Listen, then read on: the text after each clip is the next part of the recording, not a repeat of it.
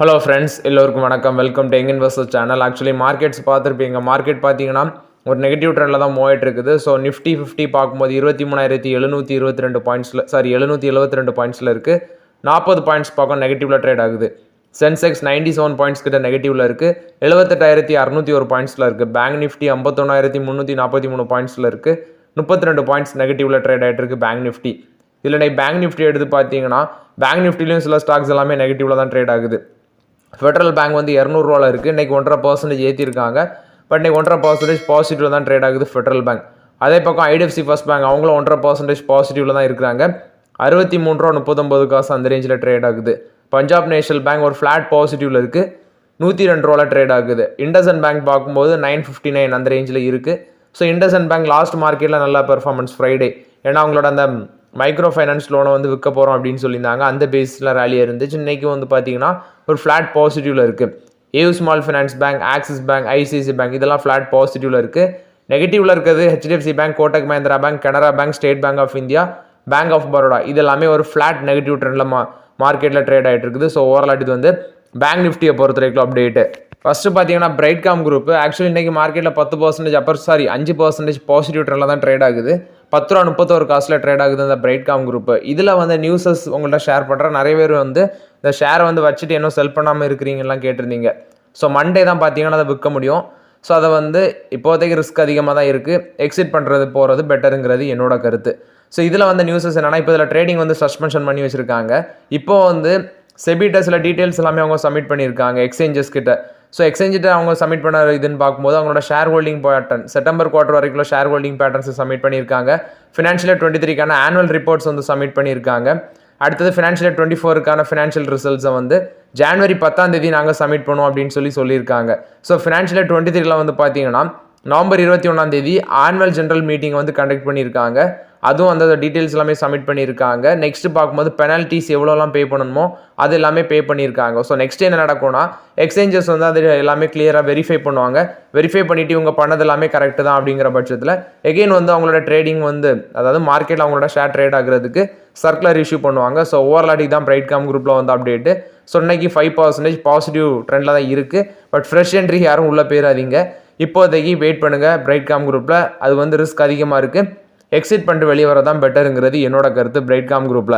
Next பார்த்தீங்கன்னா HDFC பேங்க்கில் வந்து அப்டேட். இன்றைக்கி ஒரு ஃப்ளாட் நெகட்டிவில் தான் இருக்குது ஹெச்டிஎஃப்சி பேங்க் மார்க்கெட்டில். இதுக்கு கிறிஸ்வுட் என்ன சொல்கிறாங்கன்னா Asia X Japan portfolio HDFC பேங்க்குக்கு 4% வெயிட்டேஜ் வந்து இன்க்ரீஸ் பண்ணுறாங்க அப்படின்னு சொல்கிறாங்க.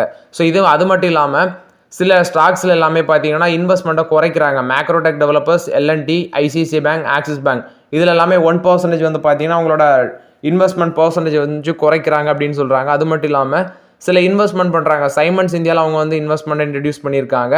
அடுத்தது அது வந்து பார்த்தீங்கன்னா Asia X Japan long only portfolio அந்த இதில் வருது. ஸோ இதுக்கும் வந்து பார்த்தீங்கன்னா 4% வெயிட்டேஜ் சொல்கிறாங்க. அடுத்தது வந்து பார்த்தீங்கன்னா அவங்க சில இன்வெஸ்ட்மெண்ட்டை ரிமூவ் பண்ணுறாங்க. இப்போ சாம்சங் எலக்ட்ரானிக்ஸில் வந்து ப்ரிஃபரன்ஷியல் ஷேர் பேசிஸில் இன்வெஸ்ட்மெண்ட் வந்து ரிமூவ் பண்ணுறாங்க. அதே மாதிரி எஸ்கே ஹைனிக்ஸ் இதுலேயே வந்து இன்வெஸ்ட்மெண்ட் வந்து பார்த்தீங்கன்னா குறைக்கிறாங்க அப்படின்னு சொல்கிறாங்க. இது வந்து ஹெச்டிஎஃப்சி பேங்க்கில் வந்து அப்டேட். ஆக்சுவலி ஜெஃப்ரிஸும் பார்த்தீங்கன்னா ஹெச்டிஎஃப்சி பேங்க்குக்கு வெயிட்டேஜ் இன்க்ரீஸ் பண்ணியிருந்தாங்க. அதே மாதிரி சைமன்ஸ் இந்தியாவுக்கு வந்து பார்த்தீங்கன்னா வெயிட்டேஜ் இன்க்ரீஸ் பண்ணியிருந்தாங்க. ஓவரால் இது வந்து ஹெச்டிஎஃப்சி பேங்க்கில் வந்து அப்டேட்டு. நெக்ஸ்ட் பார்த்தீங்கன்னா டெலிகாம் ஸ்டாக்ஸ் எல்லாமே மார்க்கெட்டில் பாசிட்டிவ் ட்ரெண்டில் தான் ட்ரேட் ஆகிட்டு இருக்குது. குறிப்பாட்டு ஏர்டெல், நெக்ஸ்ட் வோடஃபோன் ஐடியா இதெல்லாமே மார்க்கெட்டில் பாசிட்டிவில் ட்ரேட் ஆகுது. ரீசன் பார்க்கும்போது ஃபஸ்ட்டு வோடஃபோன் ஐடியா அன்றைக்கி 7% வரைக்கும் மேலே போனாங்க. ஸோ அவங்க வந்து யூகே பேஸ்ட் வோடஃபோன் குரூப் பார்த்தீங்கன்னா டியூஸ் எல்லாமே கிளியர் பண்ணியிருக்காங்க. கிட்டத்தட்ட 109 மில்லியன் பவுண்ட் டியூஸு. ஸோ இந்தியன் மதிப்பில் பார்க்கும்போது 11,650 கோடி. ஸோ அவங்க வந்து என்ன பண்ணாங்கன்னா ஸ்டேக் சேல் பண்ணி அது மூலமாக ஃபண்ட் ரைஸ் பண்ணி டைல்யூட்டட் பேசிஸில் வந்து டியூஸை கிளியர் பண்ணியிருக்காங்க. இது ஒரு ரீசன். அடுத்தது டெலிகாம் டிபார்ட்மெண்ட் இப்போ என்ன சொல்லியிருக்காங்கன்னா இந்த ஸ்பெக்ட்ரம் முன்னாடியே அதாவது 2012, 14, 15, 16, 21 இந்த காலகட்டத்தில் இந்த ஆக்ஷன் மூலமாக ஸ்பெக்ட்ரம் வந்து அக்யூசிஷன் பண்ணியிருப்பாங்க. அந்த ஸ்பெக்ட்ரத்துக்கு வந்து பார்த்தீங்கன்னா பேங்க் கேரண்டிஸ் வந்து எனக்கு தேவையில்லை அப்படின்னு சொல்லி அப்டேட் கொடுத்துருக்காங்க. ஸோ அது மூலமாட்டு என்ன அந்த பேங்க் கேரண்டி சப்மிட் பண்ணாண்டாம் அப்படிங்கிற பட்சத்தில் இவங்க வந்து பெரிய அளவில் வந்து பார்த்தீங்கன்னா இவங்களுக்கு பணம் வந்து செலவழியாது. அப்படி பேங்க் கேரண்டி தேவை அப்படின்னு சொன்னால் இவங்களுக்கெல்லாம் கிட்டத்தட்ட 20,000 கோடி வரைக்கும் பார்த்தீங்கன்னா ஸ்பெக்ட்ரம் இன்ஸ்டால்மெண்ட் பண்ணதுக்கு ஃபண்ட் பே பண்ணணும். ஸோ அந்த பேசிஸில் அந்த டெலிகாம் செக்டர் ஸ்டாக் எல்லாம் பார்த்தீங்கன்னா மார்க்கெட்டில் பாசிட்டிவில் ட்ரேட் ஆகுது. செக்டரைஸ் பார்க்கும்போது இன்னைக்கு pharma, banking, consumer, BSc bank, cement service இது எல்லாமே பாசிட்டிவில் இருக்குது. Energy, finance, infra, technology, media, reality, BSc, auto, metal இது எல்லாமே நெகட்டிவில் ட்ரேட் ஆகிட்டு இருக்குது. ஸோ இன்றைக்கி மார்க்கெட்டில் ஃபார்மா செக்டர் தான் பார்த்தீங்கன்னா பாசிட்டிவில் இருக்குது. ஸோ இன்றைக்கி நான் வந்து ஃபார்மா செக்டரில் வந்து ரெடிஸ் கொஞ்சம் ஆப்பர்ச்சுனிட்டி யூஸ் பண்ணேன். அடுத்தது ஐடிசியில் பார்த்தீங்கன்னா ஒரு 35 ஷேர் கரெக்டாக நான் வாங்கினேன். ஐடிசியில் ஒரு 35 ஷேர் வாங்கினேன் இன்றைக்கி மட்டுமே. ஸோ ஓவராலாட்டு இதான் என்னோட பிக்காக இருந்துச்சு. பட் ஆக்சுவலி மிச்சம் வந்த அமௌண்ட்டில் வந்து பார்த்தீங்கன்னா எக்ஸல் கொஞ்சம் வாங்கினேன். அது போக வந்து எக்ஸல் வாங்கிட்டு ரிமைனிங் வந்து ஒரு பென்னி ஸ்டாக்ஸ் ஏதோ ஒன்று வாங்கினேன், மறந்துடுச்சு. ஸோ ஓவராலாட்டு இது நம்ம இன்னைக்கு உள்ள இன்வெஸ்ட்மெண்ட் நமக்கு இருந்துச்சு. டோட்டலி பார்க்கும்போது ஒரு 21,000 வந்து இன்றைக்கி இன்வெஸ்ட்மெண்ட் நடந்துச்சு. நெக்ஸ்ட்டு பார்த்தீங்கன்னா இன்றைக்கி ஸ்மால் கேப்பில் அந்த ஐடிஐ லிமிடெட் 16% அப்பர் சர்க்யூட் அடிச்சிருக்காங்க. 380 ரூபாவில் ட்ரேட் ஆகிட்டு இருக்குது. ஸோ ஒரு நல்ல ரிட்டர்ன்ஸ் ரீசெண்ட் டேஸில் அந்த ஸ்டாக் வந்து பார்த்தீங்கன்னா கொடுத்துட்ருக்காங்க. அதுக்கு அடுத்தபடியாட்டு ஹாப்பியஸ்ட் மைண்ட்ஸ் டெக்னாலஜிஸ் அவங்களும் 9% பாசிட்டிவில் இருக்குது. 762 ரூபா அந்த ரேஞ்சில் இருக்குது. இதெல்லாமே ஒரு small cap company. Credit Asus Gramin இவங்களும் இன்றைக்கி 6% பாசிட்டிவில் இருக்குது. 892 ரூபாவில் இருக்குது. ப்ளூ ஸ்டார் இந்த ஏசி கம்பெனி இவங்களும் 5% அப்பு, கிட்டத்தட்ட 2179 ரூபாவில் ட்ரேட் ஆகிட்டு இருக்காங்க. ஸோ இதெல்லாமே இன்றைக்கி வந்து ஸ்மால் கேப்பில் ஒரு வெல் பெர்ஃபார்மிங் ஸ்டாக்ஸாக இருக்குது. பயோகானுக்கு வந்து பார்த்தீங்கன்னா அவங்களோட யூரோப்பியன் யூனியன் அவங்களோட ஒரு ட்ரக்குக்கு வந்து அப்ரூவல் கொடுத்துருந்தாங்க. அந்த பேசிஸில் இன்றைக்கி 4% பாசிட்டிவில் இருக்குது. ஸோ பயோகான் 367 ரூபாவில் ட்ரேட் ஆகிட்டு இருக்காங்க. வோடோஃபோன் ஐடியாவும் 4% பாசிட்டிவில் ஸ்டில் ட்ரேட் ஆகுது. ஃபீனிக்ஸ் மில்ஸ் லிமிடெட் 3% பாசிட்டிவில் இருக்குது. லூப்பின் வந்து கிட்டத்தட்ட 2.5% பாசிட்டிவில் இருக்குது. முத்தூட் ஃபினான்ஸும் இன்றைக்கி 2% பாசிட்டிவில் தான் இருக்குது. 2112 ரூபாவில் இருக்காங்க. பட் இப்போதைக்கு முத்தூட் ஃபினான்ஸில் ஆப்பர்ச்சுனிட்டி வெரி லெஸ் அப்படின்னு தான் நான் சொல்லுவேன். இது எல்லாமே மிட் கேப்பில் வெல் பெர்ஃபார்மிங் ஸ்டாக்ஸாக இருக்குது. அதே பக்கம் லார்ஜ் கேப் எடுத்து பார்த்தீங்கன்னா லார்ஜ் கேப்பில் அதானி என்டர்பிரைசஸ் இன்றைக்கி 6% பாசிட்டிவில் இருக்குது. 2564 ரூபா அந்த ரேஞ்சில் அதானி என்டர்பிரைசஸ் ட்ரேட் ஆகிட்டு இருக்குது. அதுக்கு அடுத்தபடியாட்டு ஜேஎஸ்டபிள்யூ எனர்ஜி லிமிடெட் 3%, கிட்டத்தட்ட 3.5% பாசிட்டிவில் 647. அதானி டோட்டல் கேஸும் 3% பாசிட்டிவில் இருக்குது. Bajaj holdings and investment limited 2.5% பாசிட்டிவில் இருக்காங்க.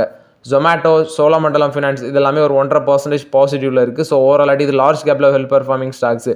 அடி எங்கே விழுந்திருக்கு அப்படின்னு சொல்லி பார்க்கும்போது ஸ்மால் கேப்பில் இன்டெலெக்ட் டிசைன் அரீனா 5% காலி, சைன் லிமிடெட் 4% காலி, கார்டன் ரிசி பில்டர்ஸ் 2.5% காலி.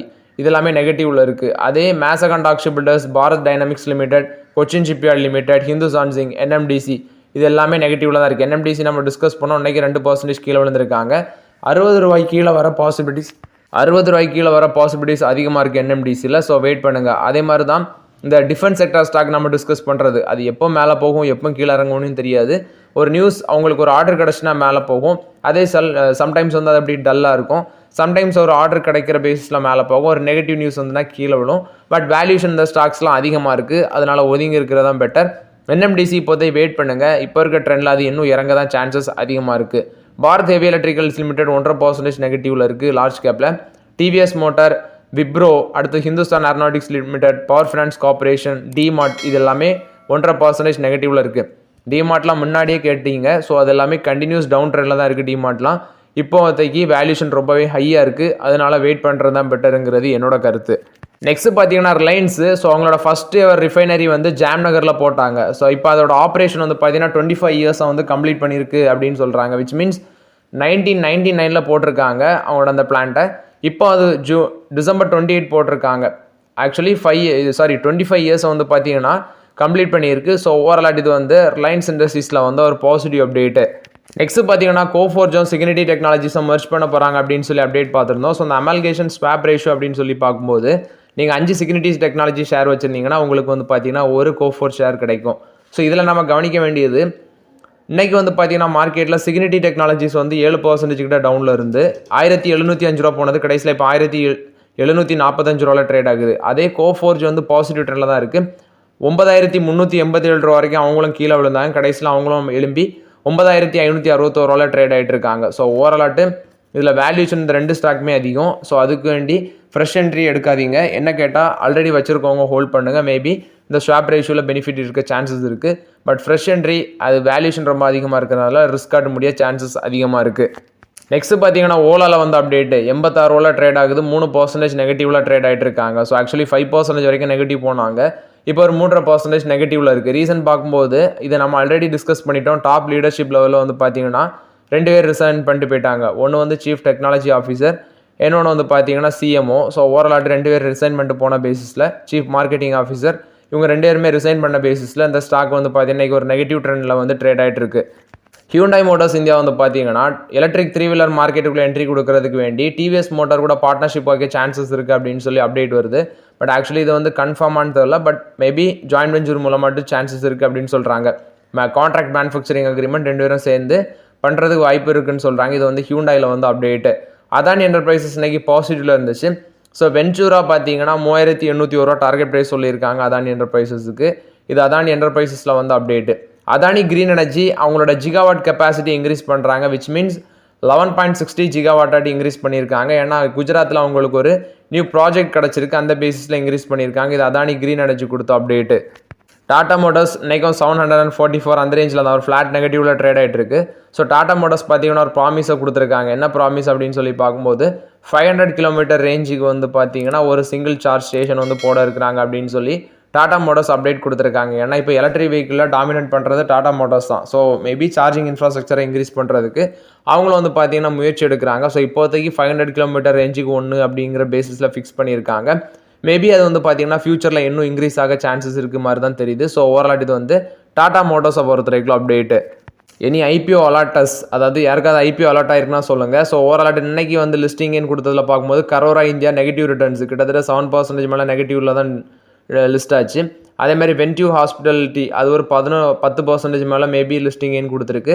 செனோரஸ் ஃபார்மா 50% மேலே லிஸ்டிங்னு கொடுத்துருக்கு. ஸோ யாருக்காவது அலர்ட் ஆயில் நல்ல ஒரு பெனிஃபிட் அடைஞ்சு அப்படின்னா கமெண்டில் சொல்லுங்கள். மேபி கரோரா இந்தியாலாம் கிடச்சவங்களுக்கு நெகட்டிவ் ரிட்டர்ன்ஸ் தான் கிடச்சிருக்கும். நெக்ஸ்ட்டு பார்த்தீங்கன்னா இந்த பட்ஜெட் 2025 இதில் வருது. February 1 தாக்கல் பண்ணுறாங்க போல் அப்படி தான் நியூஸ் வருது.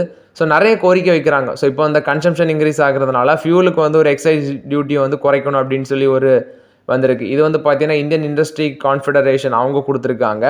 அது மட்டும் இல்லாமல் இந்த பர்சனல் இன்கமுக்கான டேக்ஸ் ரேட்டை வந்து மார்ஜினை கம்மி பண்ணணும். அதாவது 20 lakhs per annumக்கு இருக்கிறதுக்கு டேக்ஸை குறைக்கணும் அப்படின்னு சொல்லியிருக்காங்க. நெக்ஸ்ட் டெய்லி மினிமம் வேஜஸ், இந்த 100 நாள் வேலை திட்டம் அது மாதிரிலாம் இருக்குது. அதுக்கு வந்து பார்த்தீங்கன்னா அந்த மன்ரேகான்னு சொல்லுவாங்க.